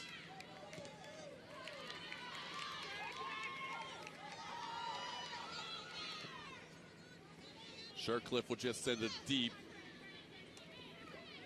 And Western Kentucky will regroup. They will play it and not let it go over the end line. We're 12 minutes, 30 seconds into half number 2. Western Kentucky, the number 1 seed, trailing the number 2 seed, South Alabama, in our first ever televised Sun Belt Soccer Championship game.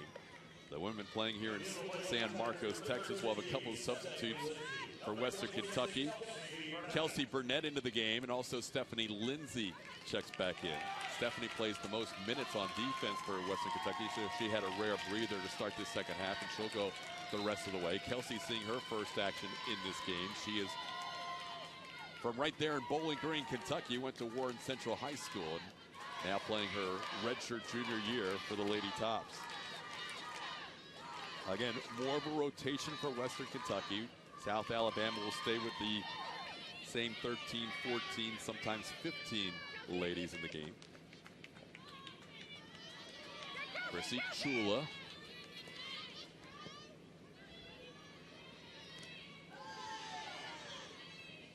Dunn fighting for it. Emily Farrell wins that battle.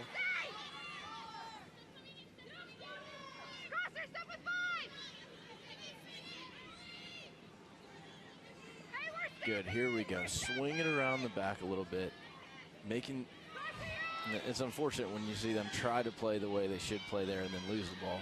Baldridge with a good interception. Was a nice takeaway by Haley, and now a battle, and they're going to have a corner kick for Western Kentucky.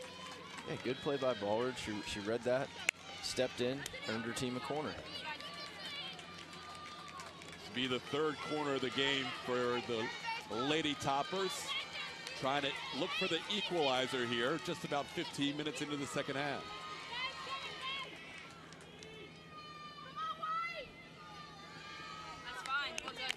And that cross goes wide of the net, behind the net.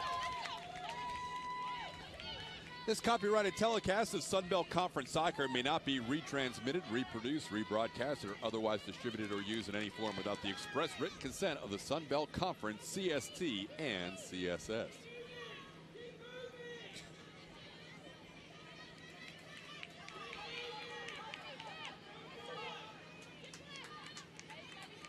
Farrell and Shirtcliffe, two of the UK products that came over, along with the head coach Graham Winkworth, as he does a lot of recruiting in the area where he grew up. And there's the third member of the team from the UK, Lauren Allison. And there it is, Allison from Shirtcliffe. Good. This is good from South Alabama. They're trying to make some passes here. Of course, I'm getting this commentator's curse because every time I say that, they keep turning the ball over. But that was some good soccer being played there. Starting to look a little bit tired. It's settling in. It's going to be a long second half. There's a good bit of space out there for them to pass. Dunn keeps the ball in play, and she's taken down from behind. No whistle. Play on. Oh, that's surprising. That is very surprising.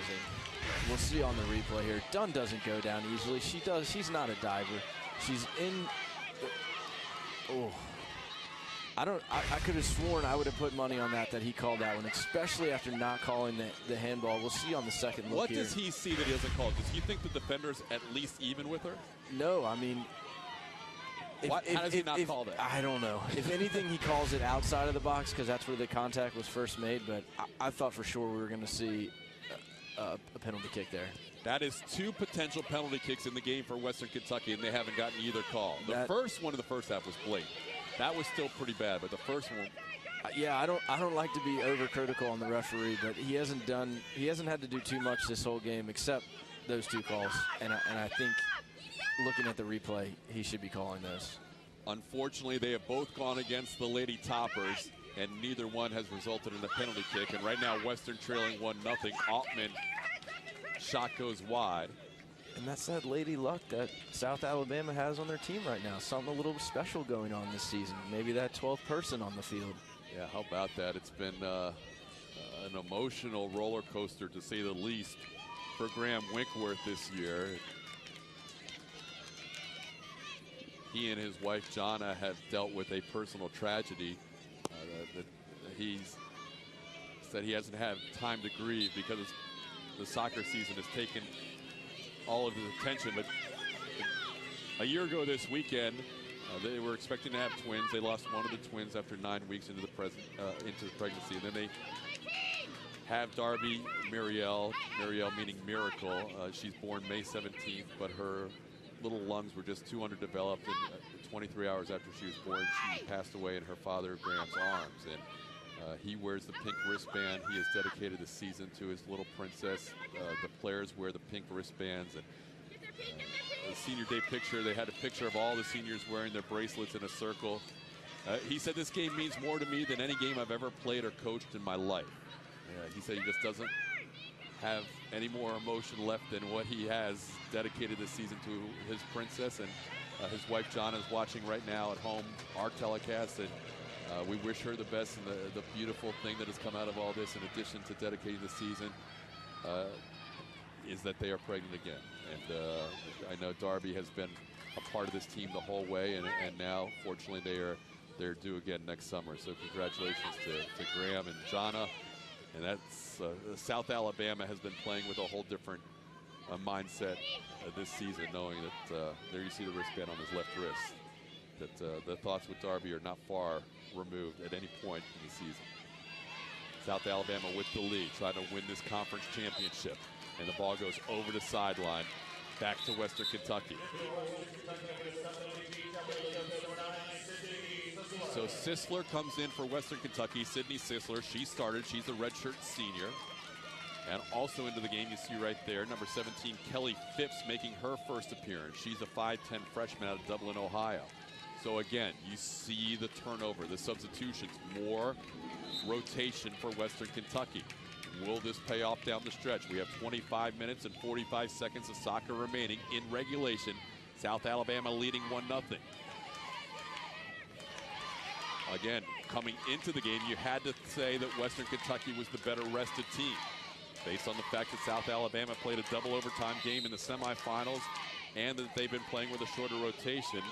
Bad throw in there by Shercliffe will give the ball to Western Kentucky, and Nikki's not sure why. Yeah, well, that's not even a bad throw in. The referee is saying that she didn't throw it from the correct spot, and he gave a turnover, which usually they just make her rethrow it. That's another error. Does this ball stay? Maybe I have my rules wrong, but Rabson Smith keeps the ball in play. Rabson Smith playing forward today, normally a defender. Nice move. Rabson Smith has her shot blocked nicely. That was Kelsey Burnett that stayed with the play. Now check that. That was 25, Mackenzie Costner, not 26. Rabson Smith in the offensive end has been a nice addition today for South Alabama. That could have been a handball there. She has been a good addition. She's fast. She's got these long legs. She gets her body in between defenders and the ball. She's unlucky to get her shot blocked there. See a lot of back and forth physical play.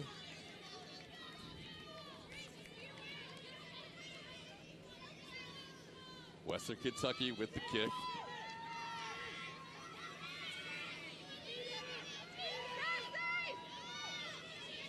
Rabson Smith. Lauren Allison. That ball goes through, and it'll be controlled by Nora Abilens. At what point do you start to feel the tension if you're Western Kentucky? There's only 24 minutes left. They know that they don't score a lot of goals. It's not like this is the team that puts, 10 shots on a goal every game. I feel the tension now. I feel like that clock is going faster this half than it did in the first half. And they're going to need to create more chances. They're going to need to push on. They have to just get up the field, start, trying more, taking more chances. This is the third opportunity in 6 years for Western Kentucky to win a title game. 10 of these ladies were here in 2011 when they went to the championship game against Florida International.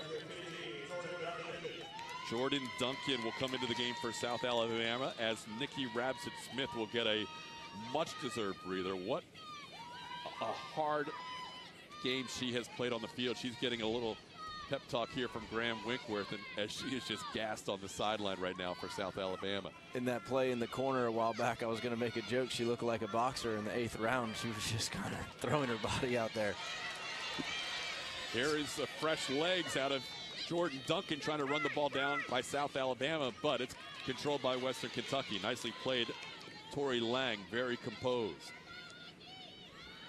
Lang, the preseason Sun Belt Player of the Year on defense. Ended up being the first team all Sun Belt defender. Third all-time in career starts for Western Kentucky with her 74 start today. Here's Dunn, Iris Dunn, taken off the ball. Again, physical play. This one goes against South Alabama. 22:15 to go. Western Kentucky started the season off with victories against the Warhawks, against the Raging Cajuns, then at Texas State a 1-0 win. 1-0 win against Troy, 1-0 win at South Alabama. They were 5-0 in conference play, lost 2 of their last 3, but still won the regular season conference title for the second time in school history. Now a set piece, trying to find the equalizer in the box, and the header goes just high. And it's going to be last touch by South Alabama, corner kick. Stay up to date with the experts of Southern College Sports. Join the conversation. Find us on Facebook and follow at CSS Sports on Twitter. Fourth corner kick of the game for Western Kentucky. This one will be taken by Kelsey Burnett.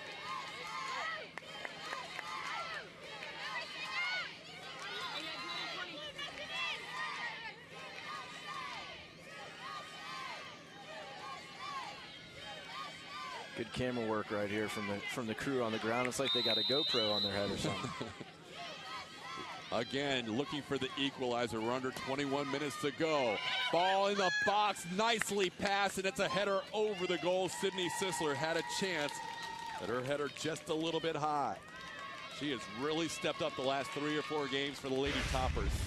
Yeah, we'll see on the replay. Sisler gets up, good jump, just heads it over. Unfortunately, couldn't get her head high enough to head that ball down, but this is good from Western. They just had a set piece, and they had the corner kick. But these fans out here, South Alabama fans, they're definitely the louder crew.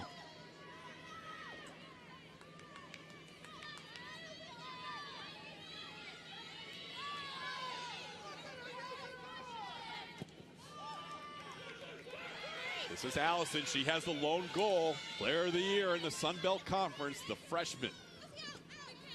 Tried to feed Jordan Duncan, but taken away momentarily by Western. Now South Alabama controls.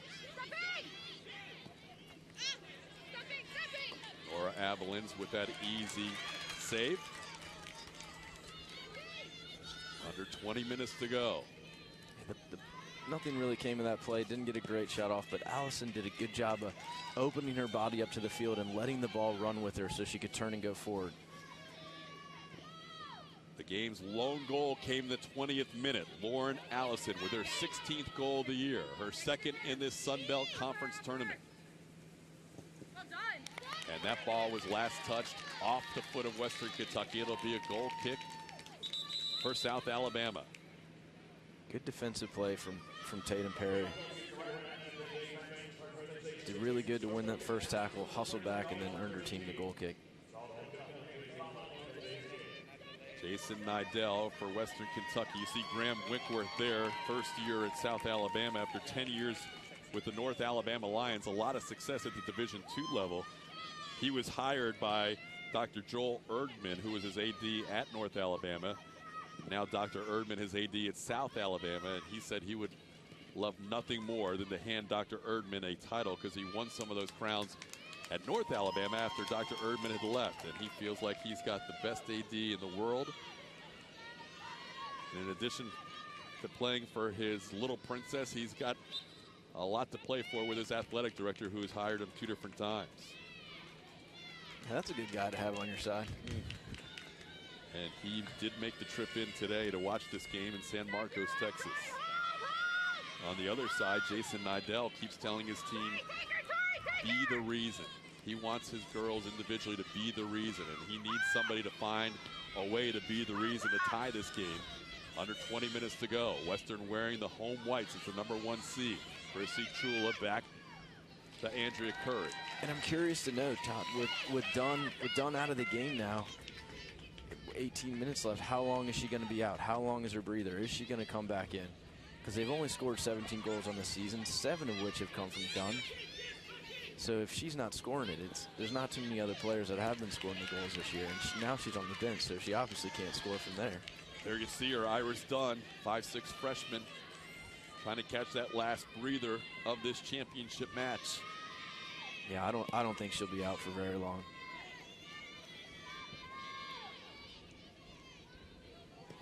Phipps trying to head it forward, but Emily Farrell clears it.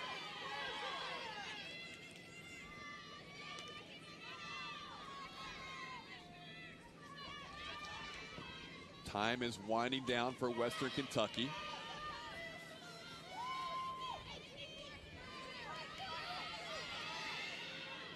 Kelly Phipps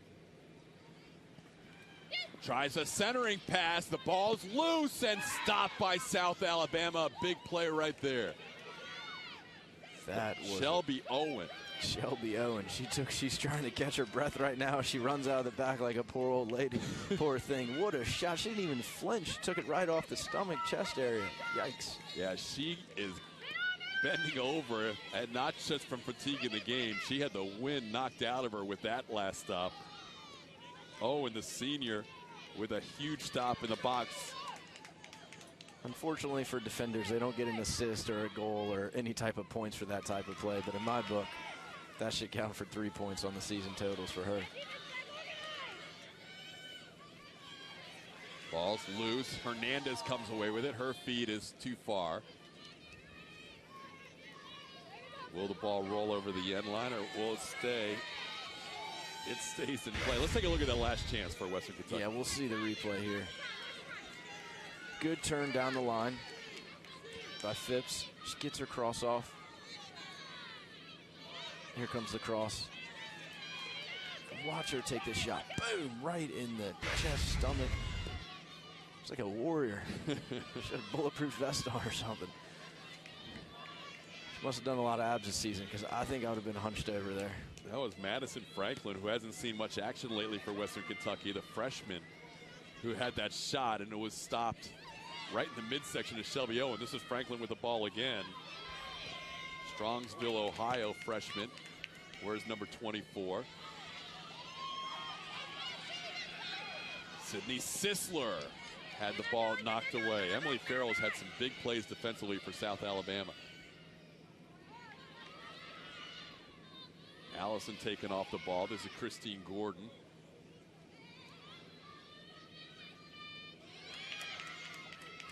There's Moats again on the ball. She's been really good on the ball this game. Keeping her composure, not always forcing it. Sometimes the game can feel so forced. Chula with a little Brazilian magic.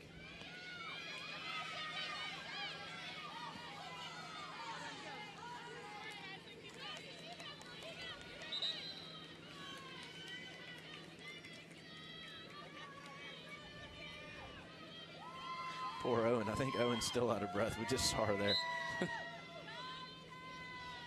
Been a lot of minutes played for these ladies from South Alabama in particular.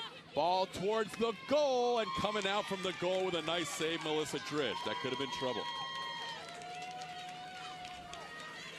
All right, so now we're getting towards the end of the game. Now we start thinking time wasting. How do we control the pace of the game? Is South Alabama, like Drish just did there, is she going to put the ball down, kick it out of the back, versus hurry up and rush the play? Are they going to get into the corners and try to kill off some time? It's always a dangerous thing to start clock watching, though, with this much time left, because you don't want to play too passively. Yeah, you don't want to play too passively. And one thing that Coach Graham said in the pregame off air was part of a great defense is a great offense. Or that's one of the best ways to have your first line of defense, is having a great offense. So he's up 1-0. Iris Dunn's back into the game. Yeah, Dunn's back in. You knew she wasn't going to be out for too long. She caught her breath. 4 substitutions for Western, 1 for South Alabama. Again, we've talked about the stamina. Will this play a factor in the final 15 minutes? South Alabama definitely has been more challenged in terms of the minutes they have played in this tournament. And that ball's knocked away by Shelby Owen. Dunn's got just a little over 13 minutes to try to be the hero here. She gets the throw in here. Back to Andrea Curry. Curry will cross one, and the ball is played by Drish. That was dangerous with Baldridge challenging.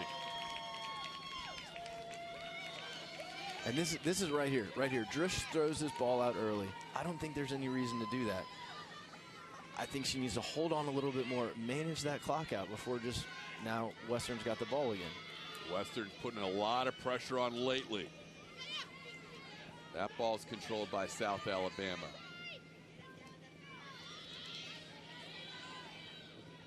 There are a lot of fatigue ladies out there defensively for South Alabama, and the fresher legs right now, just based on substitutions, Western Kentucky. Will they have enough to tie this game up in the final 12 and a half?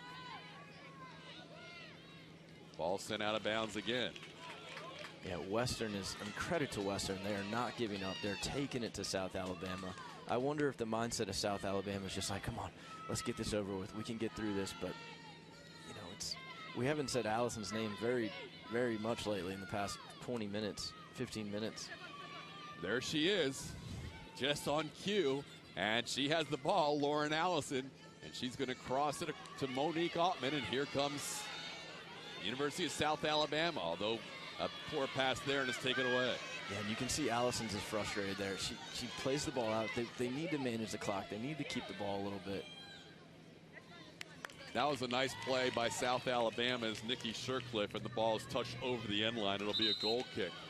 This is, you mentioned the clock seeming to go fast for the first half of the second half, but right now Graham Winkworth thinks the clock is on standstill with 11 and a half to go. CST has the best of the best in college football. This week's coverage features replays from LSU and Arkansas, the Southland and Mid-American conferences, as well as live coverage from the GSC and the AAC and our Sun Belt Conference game of the week. For air dates and times, log on to our website, coxsportstv.com. Cox Sports Television, your leader in Gulf South sports. Nikki Rabson-Smith is back into the game after a breather. She's ready to go for the final 11, so there are a couple of fresh legs in the game for South Alabama. And this is where they need to, South Alabama needs to slow it down. No reason to rush here. 10:45 to go. South Alabama that close to the first ever Sun Belt crown and a trip to the NCAA tournament. Both these schools looking for their first ever Sun Belt championship. University of South Alabama has not been in the title game since 2005. Western Kentucky playing in its third title game in the last 6 years. The #1 seed, though, wearing the white, trailing 1-0. Here's Nikki Rabson-Smith. Just back in after a breather. She is the freshest player out there for South Alabama. Rabson-Smith with a feed to the middle. Hernandez has her ball deflected, and it's saved, but it is not out of bounds. Lauren Allison yelling that that ball went over the end line, but no call from the assistant, Jose Da Silva, and back comes Western Kentucky.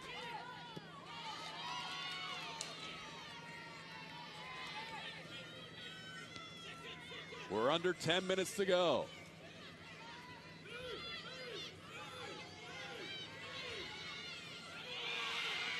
Iris Dunn coming up for the steal. Big steal from Dunn right there. Working hard on the defensive side of the ball.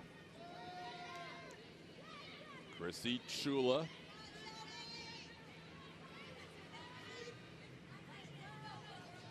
Feed from Baldridge. It's going to be covered up by Melissa Drish.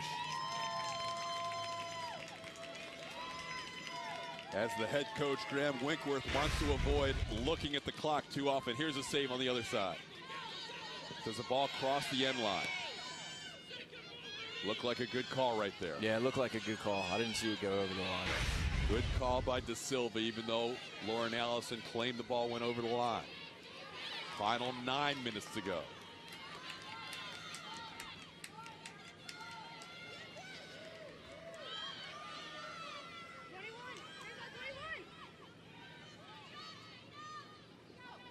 Tatum Perry back there defensively.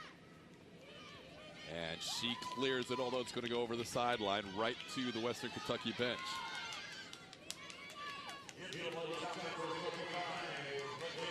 See Jason Nidell, Sun Belt Conference. He's got Moats back in, who's had a really good game. Can she be that spark of magic at the end here? That Coach of the Year title would feel a lot better if he has a championship trophy to go along with it. Right now he needs an equalizer with under 8 to go. Curry's ball towards the middle. Drish comes out. The ball is touched over the end line. Last off of Drish. It's going to be a corner kick. Wow. Dunn looked like she was flying through the air there. Had a little bit of float to her. See on the replay here.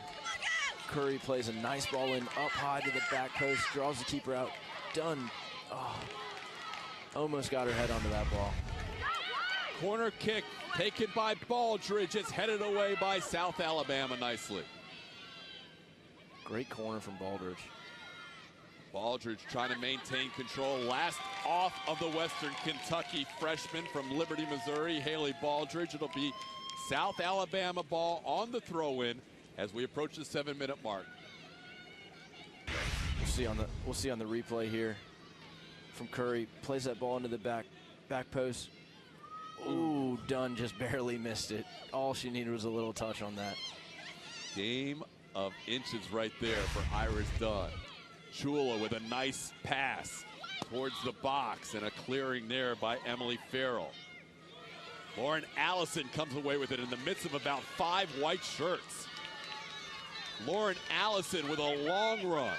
And this is where you'll see, even though Allison is a freshman player, she's playing like a senior out there. She's taking it to the sideline. She's trying to kill some time off the clock. Earlier off camera, Rabson-Smith got moved back into defense. So now they're really settling in. They realize we're coming in the last 5 minutes, put more players in the back. Some added security. That ball deflected. It'll be controlled by Western Kentucky. Just over 6 to go. Hernandez, Clarissa heads it right back in to Nora Abilens.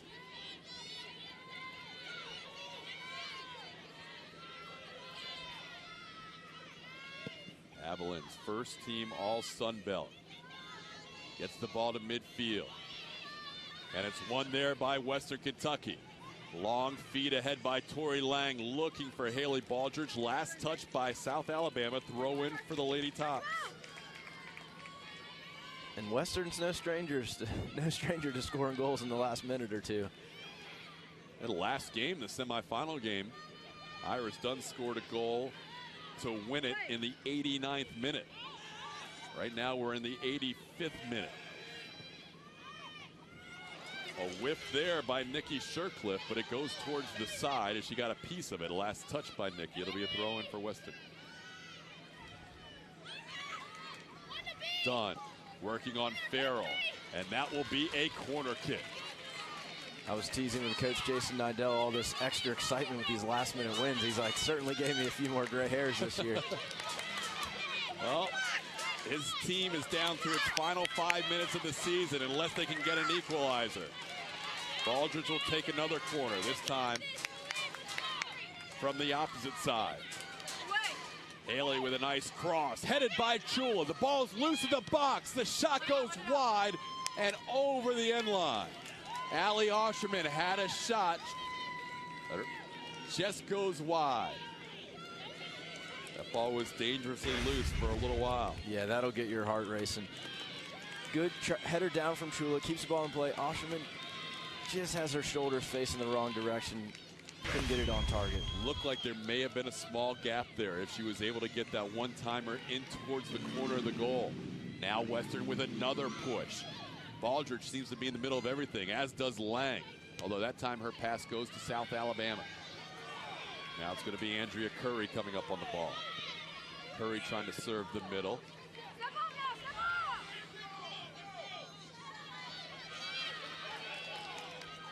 Allie Asherman, the junior.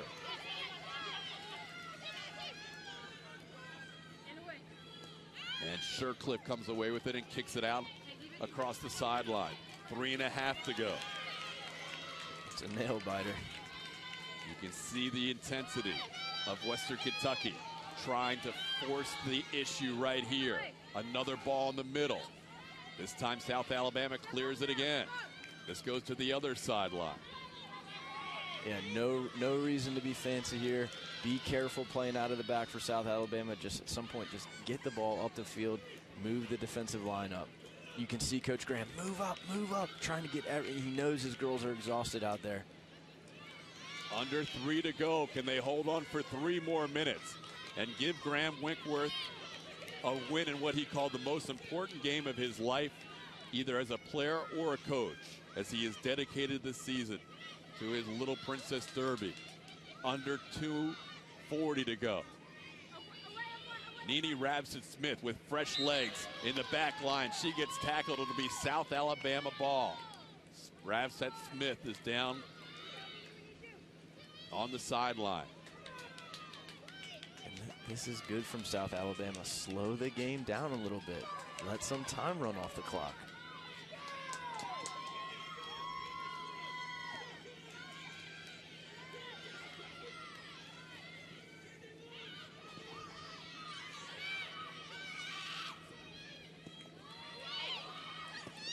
Shot on goal, taken by Chula, but handled by Drish. We're now into the 89th minute. This is when they scored yesterday at 88-38. Did Western Kentucky, actually 2 days ago, to win that game against Texas State in the semifinals. Can they pull off magic again for the tie? Looking for an offsides call. And it's going to go over the end line either way. This will help take even more time off the clock. Yeah, this is killing Western's momentum. They're having to wait now. Jason Nidell looking on. The pressure he must feel right now with just over a minute to go. His team has one, maybe 2 more opportunities here in the final minute and 8, and that ball is sent Wide and out of bounds by Altman. Final minute to go. Can Western Kentucky pull off a miracle in the final minute?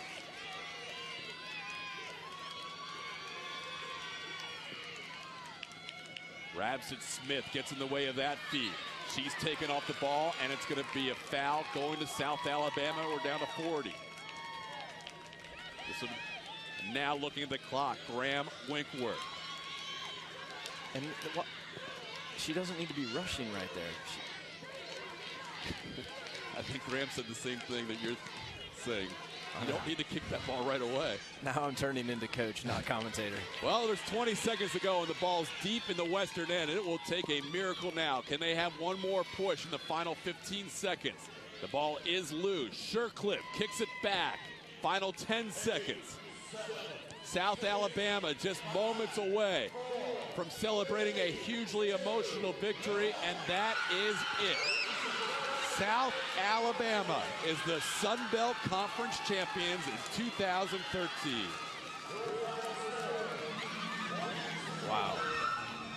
That was a nail biter all the way down to the end. Look at South Alabama. Talk about an adrenaline rush, the excitement. That was a hard-fought game. Western didn't give up once. Coach Graham over there going to shake the other team's hands. First-class guy right there. The Jaguars have never won the Sun Belt Conference Championship game prior to today. They are into the NCAA tournament. Congratulations. The play of the game brought to you by Napa Auto Parts. How about the defense here by Shelby Owen on their best chance for Western Kentucky in the second half? Yeah, Owen's a rock here. Boom, takes it right off the chest. Here it is again. She couldn't breathe after that play for a couple of seconds. Poor thing.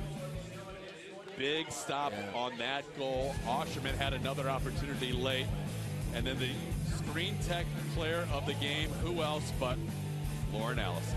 Lauren Allison, first touch into space, gets it away from the defender, gets her shot off, double checks that goal, and it was a good striker's finish from her. She got her one chance, took it.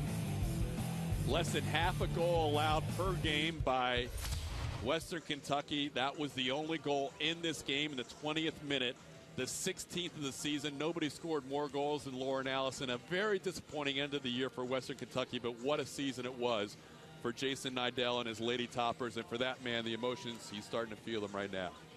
Thinking about his young girl, Derby, and it's hitting Graham Winkworth right now. A Sun Belt Conference championship for the University of South Alabama. Congratulations to the Jaguars and their athletic director, Dr. Joel Erdman, Graham Winkworth, Keaton Wheelock, Joe Chubb. For everybody involved with the broadcast, including my partner, Jared Mons, I'm Todd Callis. Once again, the final score from San Marcos, Texas. The South Alabama Jaguars, your Sun Belt champions, 1-0 over Western Kentucky. Have a good day, everybody.